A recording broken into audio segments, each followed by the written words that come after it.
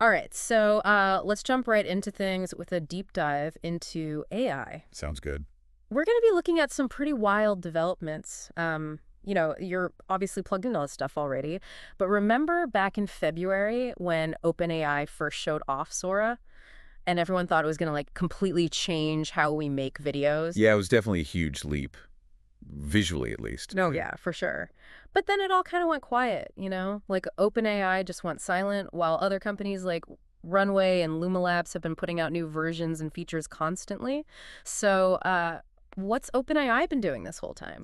Well, this source I was looking at said they've actually been hard at work on Sora 2.0 this entire time, trying to make it even better with higher quality and longer videos. Hmm. So on the surface, it might look like they're just playing catch up, but I think it's a lot more complicated than that. Okay, I'm listening. Like, think about it. OpenAI has a ton of stuff going on, from that rumored strawberry project we've heard whispers about, to just managing the crazy amount of computing power these AI models need. Yeah, wasn't there something about their super alignment team needing more GPUs than they knew what to do with? Exactly. It's all a big balancing act for them. So it's not just about making the tech work, it's about playing the long game too.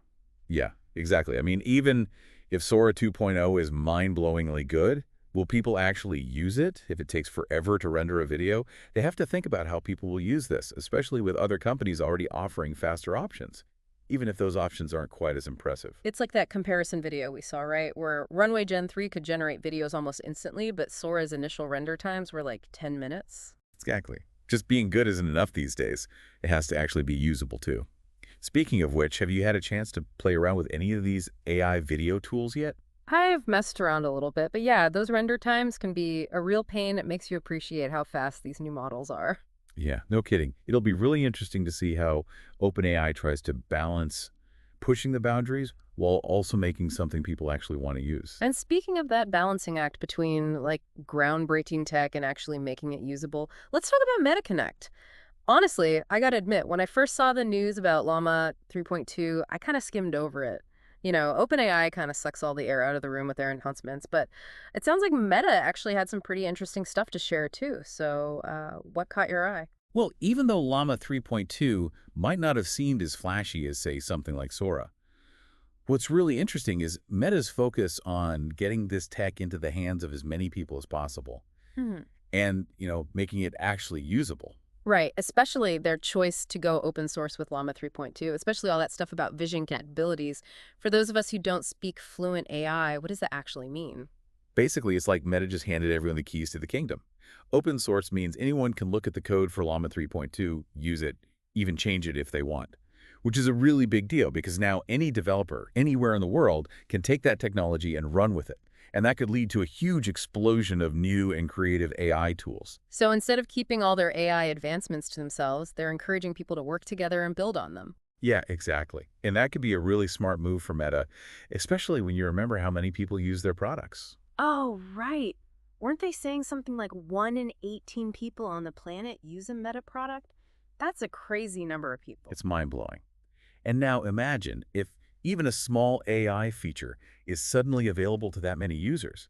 AI could become just a normal part of everyday life for a huge chunk of the world. Now that you mention it, even small features could have a huge impact. It's like that automatic video dubbing they were showing off with the lip syncing and everything. Right. That's a great example of Meta's whole approach to this. They're thinking about these practical tools that could change how we consume content, how Right. we make content, and on a global scale, too. Yeah, like imagine watching a movie from any country and it's perfectly dubbed in your own language. With the actors' lips actually matching what they're saying, it could totally change how we experience stories from other cultures. Absolutely. And think about what it could mean for creators. Oh, yeah. Suddenly, language isn't such a big barrier anymore. Yeah. They can share their work with the entire world much more easily. It's like Meta is weaving AI into every part of how we use technology, which Yeah. is a really different approach than OpenAI's kind of closed door strategy. But speaking of shaking things up, this next one is kind of like something straight out of one of those tech mystery movies. Apparently, there's this brand new text to image model everyone's talking about, but nobody knows who made it. Oh, yeah, I heard about this. It's called Blueberry, right? Yep, Blueberry. It's suddenly at the top of all the leaderboards, but totally anonymous creators. It's like a digital whodunit or something. So, who do you think is behind it? Could it be OpenAI messing with us again with some secret project? Like maybe a little brother to their strawberry project we've been hearing rumors about? I mean, it's definitely possible, right? They've certainly got the talent and the resources, Mm-hmm. and they've obviously got the experience with Dali and now Sora. Sure. But then again, this could just as easily be Google being sneaky, Yeah. or even some startup we've never even heard of who's about to completely change the game. That's what I love about all this, and it feels like every week there's some new development or player. Yeah, things change so fast. I Everywhere. mean, a few months ago, Sora was like the name in AI video, Uh-huh. and now Meta's going all in on open source and user experience, Right. and we got this mysterious blueberry thing just showing up out of nowhere and blowing everyone away. Yeah. Makes you wonder what the AI world's even going to look like a year from now. Who'll be the big players, what we'll be able to create, what this whole blueberry thing really means in the long run. It's really anyone's guess at this point, which I gotta say is pretty exciting. I know, right? It's like we're watching history unfold in real time. One thing's for sure, though, whether it's OpenAI pushing the boundaries of what's possible or Meta trying to make AI accessible to everyone or even this whole blueberry mystery, things are definitely going to get even more interesting. Oh, absolutely. And, we'll be here to break it all down for you as it happens. That's right. Be sure to tune in next time for another deep dive into the world of AI.